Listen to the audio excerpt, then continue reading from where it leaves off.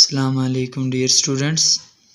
हमारा आज का टॉपिक है ग्राम मॉलिक्यूलर मास।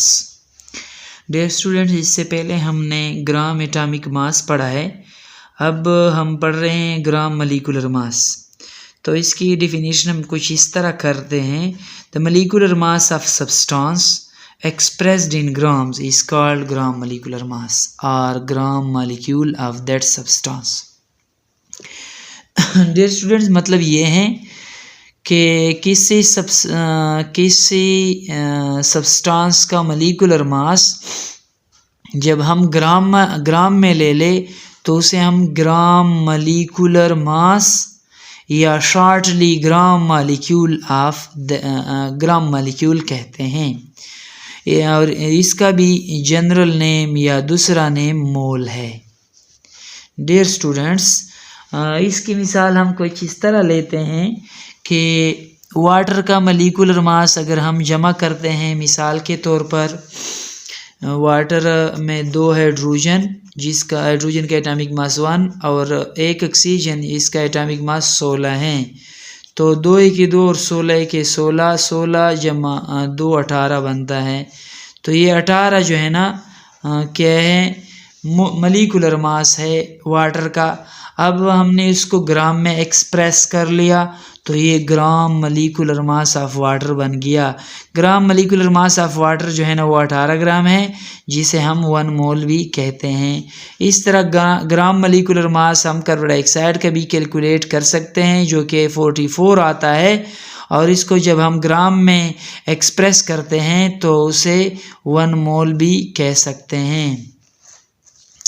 इसके बाद है ग्राम फार्मूला मास। डियर स्टूडेंट्स, ग्राम फार्मूला मास और ग्राम मॉलिक्यूलर मास में फ़र्क ये है कि ग्राम मॉलिक्यूलर मास हम अक्सर जो है ना कोवेलेंट कंपाउंड के लिए यूज़ करते हैं, यानी उसको मॉलिक्यूलर मास हम लेते हैं कोवेलेंट कंपाउंड्स का, और फिर उसको ग्राम में जब यानी शो कर ले तो ये ग्राम मॉलिक्यूलर मास बन जाता है। इस तरह ग्राम फार्मूला मास जो है ना वो अयानिक कंपाउंड के लिए इस्तेमाल होता है, और उसे जो है ना मतलब यानी अयानिक कंपाउंड हम एक्सप्रेस करते हैं। तो जब इसकी ग्राम फार्मूला मास की तारीफ हम इस तरह करते हैं, when the formula mass of an ionic compound is expressed in grams then it is called gram formula mass, या सिंपली ग्राम फार्मूला भी कहते हैं। ग्राम फार्मूला भी कहते हैं। जब अयानिक कंपाउंड का फार्मूला मास हम एक्सप्रेस करते हैं ग्राम में तो उसे हम ग्राम फार्मूला मास या ग्राम फार्मूला भी कहते हैं, और इसको भी जनरली मोल कह सकते हैं। तो इसकी मिसालें इस तरह हैं कि NaCl का जो मास है, मोलर मास फार्मूला मास हैं, वो क्या है 58.5, और जब ग्राम में एक्सप्रेस कर ले तो फिर इसे हम 1 मोल भी कह सकते हैं।